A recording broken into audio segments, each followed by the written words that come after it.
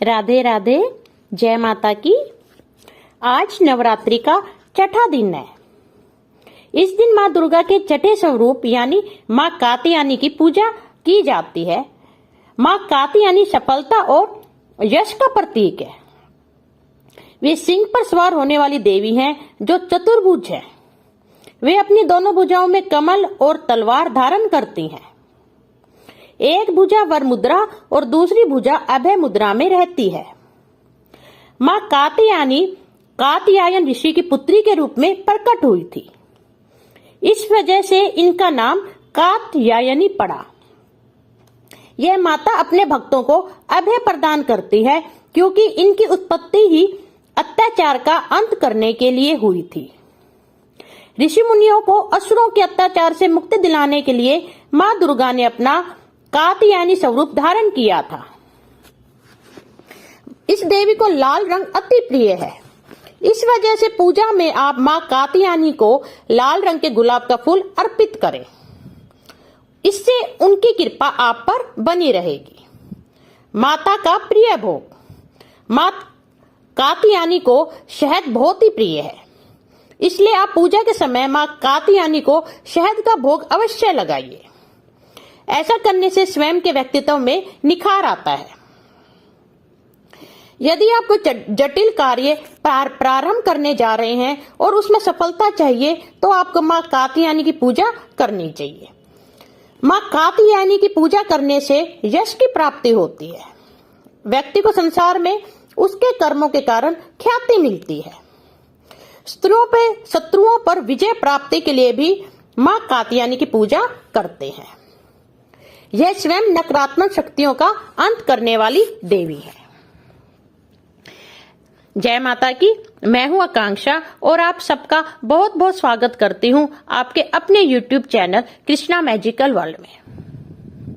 मैं क्षमा चाहती हूं, कल मैं अपनी वीडियो नहीं डाल पाई छठे अध्याय की, तो आज मैं आपको 2 वीडियो डाल रही हूं, एक छठे अध्याय की भी और 7वें अध्याय की भी।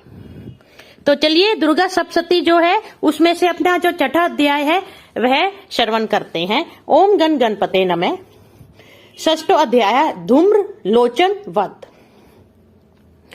मैं सर्वज्ञेश्वर भैरव के अंग में निवास करने वाली परमोत्कृष्ट पद्मावती देवी का चिंतन करती हूँ। वे नागराज के आसन पर बैठी हैं।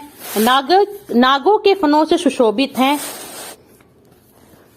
नागों के फनों से सुशोभित होने वाली मणियों की विशाल माला से उनकी देहलता उपधासित हो रही है।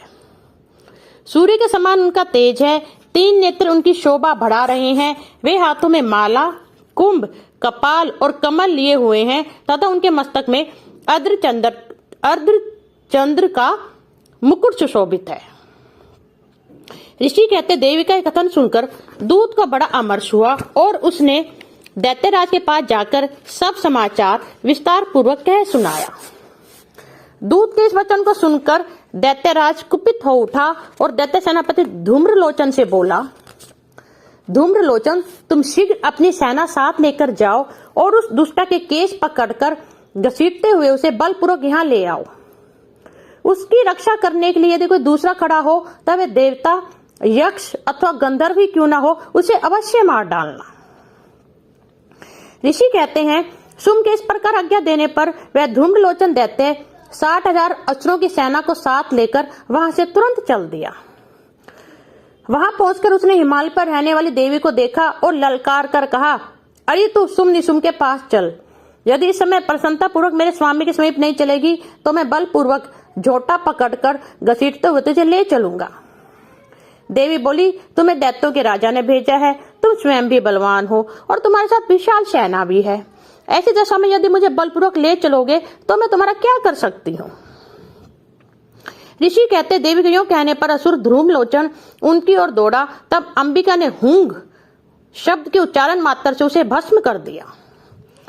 फिर तो क्रोध में भरी हुई दैत्यों की विशाल सेना और अंबिका ने एक दूसरे पर तीखे शायकों, शक्तियों तथा फर्शों की वर्षा आरंभ की। इतने में ही देवी का वाहन सिंह क्रोध में भरकर भयंकर गर्जना करके गर्दन के बालों को हिलाता हुआ असुरों की सेना में कूद पड़ा। उसने कुछ दैत्यों को पंजों की मार से, कितनों को अपने जबड़ों से और कितने महादैत्यों को पटक कर होठ की दाढ़ों से घायल करके मार डाला। उस सिंह ने अपने नखों से कितनों के पेट फाड़ डाले और थप्पड़ मार के कितनों के सिर धड़ से अलग कर दिए। कितनों की भुजाएं और मस्तक काट डाले तथा अपनी गर्दन के बाल हिलाते हुए उसने दूसरे दैत्यों के पेट फाड़कर उनका रक्त चूस लिया। अत्यंत क्रोध में भरे हुए देवी के मान उस महाबली सिंह ने क्षण भर में ही असुरों की सारी सेना का संहार कर डाला। शुंभ ने जब सुना कि देवी ने ध्रुमलोचन असुर को मार डाला तथा उसके सिंह ने भी सारी सेना का सफाया कर डाला, तब उस दैत्यराज को बड़ा क्रोध हुआ। उसका ओठ कांपने लगा। उसने चंड और मुंड नामक दो महादैत्यों को आज्ञा दी, हे चंड और हे मुंड, तुम लोग बहुत बड़ी सेना लेकर वहां जाओ, उस देवी के झोंटे पकड़कर अथवा उसे बांधकर शीघ्र यहाँ ले आओ। यदि इस प्रकार उसको लाने में संदेह हो तो युद्ध में सब प्रकार के अस्त्र शस्त्रों तथा समस्त आसुरी सेना का प्रयोग करके उसकी हत्या कर डालना। उस दुष्टा की हत्या होने तथा सिंह के भी मारे जाने पर उस अंबिका को बांधकर साथ ले शीघ्र ही लौट आना। इस प्रकार श्री मार्कंडेय पुराण में सार्वजनिक मनवंतर की कथा के अंतर्गत देवी महात्म्य में ध्रुमलोचन वध नामक चौथा अध्याय पूरा हुआ। ओम तत्सत, ओम तत्सत, ओम तत्सत। अगर आपको ये माता का अनुपम अध्याय अच्छा लगा हो, प्रेरणादायक लगा हो, तो इसे शेयर करना बिल्कुल भी मत भूलिएगा। अब मैं जाने की आज्ञा चाहती हूँ। जय माता की। धन्यवाद।